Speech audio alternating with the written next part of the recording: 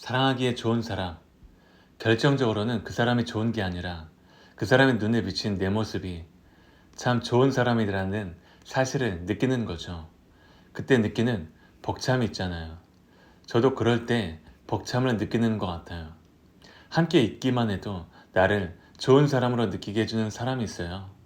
그 순간 비로소 이 사람은 나를 사랑하는 사람이구나, 또는 나에게 좋은 사람이구나 하는 감정이 느껴지더라고요. 백화점에 거울을 두고 마법의 거울이라고들 말한다. 사진 어플처럼 무슨 기술인지 기분 좋은 비율 보정이 들어가 있다.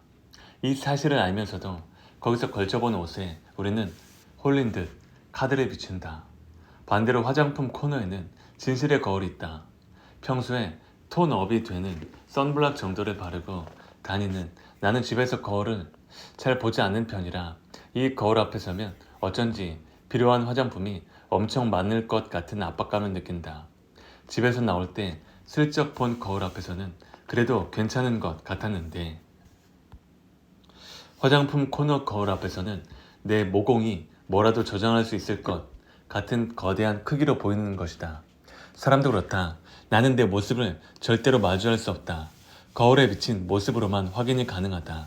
따지고 보면 내가 실제로 어떻게 생겼는지를 죽어도 모른다는 사실은 이상하다. 그리고 이것은 외면의 이야기만이 아니다. 시시각각 변하는 나의 내면도 마찬가지다. 야무지고 똑부러지는 모습만 보이게 되는 상대가 있는가 하면 허술하고 실수투성이의 모습만 꺼내게 되는 상대가 있다. 사랑하기에 좋은 사람은 이 사람과 함께할 때 나의 가장 성숙하고 괜찮은 모습이 나오는 사람이다. 나는 어차피 누구에게도 완벽하거나 객관적으로 설명이 가능한 사람으로 존재할 수 없다. 대상과 상황에 따라 미세하게 달라지기 때문이다. 그러니 나의 부족한 모습을 끊임없이 비춰주는 사람에게 혹여 이런 사람이 그래도 나를 발전시켜 주겠지 라는 마음에 매여 있지 않았으면 좋겠다. 타인의 시선으로부터만 발견되는 나의 고유한 아름다움, 훌륭함이란 건 분명히 있다. 그리고 그런 좋은 모습을 볼수록 나 역시도 스스로를 그렇게 믿을 수 있게 된다. 그런 관계에서는 마르지 않는 시너지가 샘솟는다. 지나친 미화에만 길들여지지 않는다면 말이다. 당신 곁에 수많은 거울들을 떠올려보라. 어떤 거울 앞에서 나는 가장 괜찮은 사람이었는가? 선을 긋다. 그 사람과 나 사이의 거리. 누군가에게 약간의 불편함을 느낄 때 그것을 그렇다고 말하거나 표현하는 것을 두고 선을 긋는다고 말한다. 그리고 이 표현에 자동적으로 따라붙는 감정은 서운함이다. 그걸 모두가 알고 있기에 선, 글, 펜을 쥔 사람은 머뭇거리게 된다. 어쩐지 매몰찬 행동 같으니까. 나는 아무리 친한 사람이라도 모두 약간씩의 거리를 두는 편이다. 아니, 친할수록 그렇다고 볼 수 있겠다. 가까워도 거리는 둬야 한다고 말할 때마다 구구절절 설명을 하게 되는 건 내 의도와 거리를 둔다는 말이 가진 쓰임새가 다르기 때문이다. 정확히 말하고자 하는 바를 풀자면 이렇다.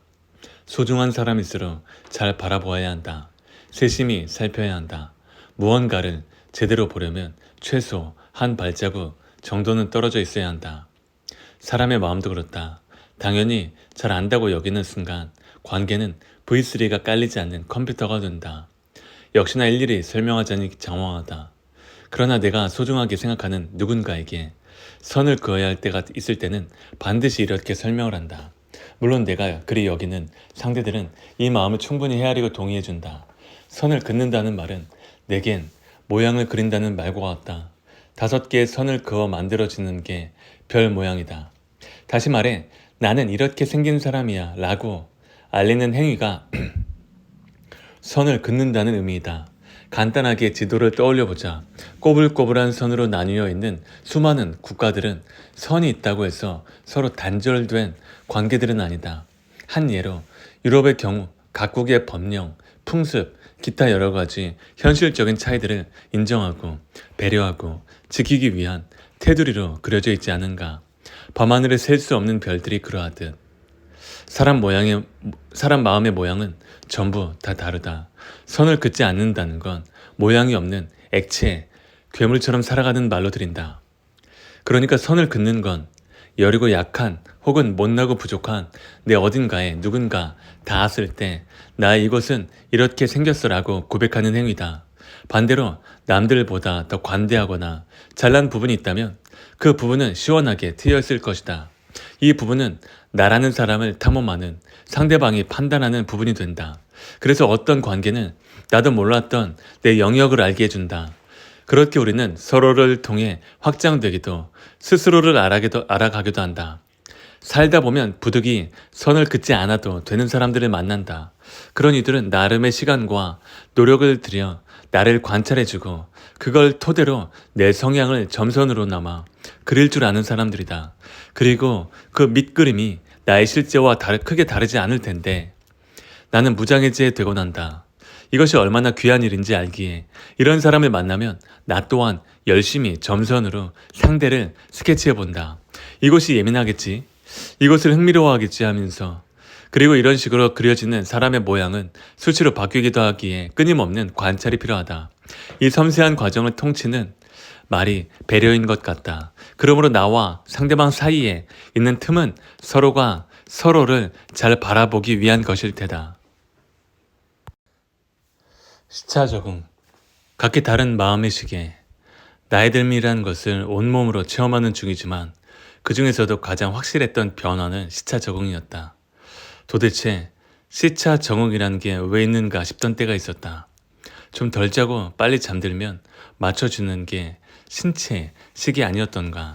어느 때부터였는지 정확히 기억은 안 나지만 수면 유도제를 동원해 맞추려 해도 어김없이 한국 시간으로 내가 잠들 때쯤이면 머리가 멈추는 듯한 느낌이 들기 시작하며 더 이상 내 몸이 내 기분을 따라오지 못한다는 걸 깨달았다. 사랑의 감정에도 시차가 있다. 감정이 빠르게 익는 금사빠가 있는 반면 사랑이라는 말에 걸맞을 만큼 달궈질 때까지 오랜 시간이 걸리는 사람들도 있다. 그래서 사랑은 타이밍이라는 말도 탄생했겠지. 여기서 후회는 언제나 느린 사람의 몫이다.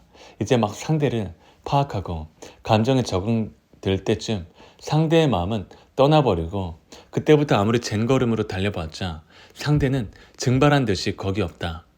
그렇다고 억지로 인정되지 않는 감정은 사랑이라 우기며 성급한 관계를 시작할 수도 없는 노릇이니 시차가 맞는 사람끼리 만나는 것 또한 사랑의 기적 중 하나다. 사랑에 빠지는 순간뿐이랴. 이별 또한 그렇다. 나는 아직 연인이었던 시간에 머물러 있는데 상대는 아닐 때, 반대로 이미 식어버린 마음을 들고 어쩔 줄 몰라 미안했던 때, 얄궂게도 이런 시차가 존재하기에 노래 가사라는 게 탄생한다는 건 부인할 수가 없다.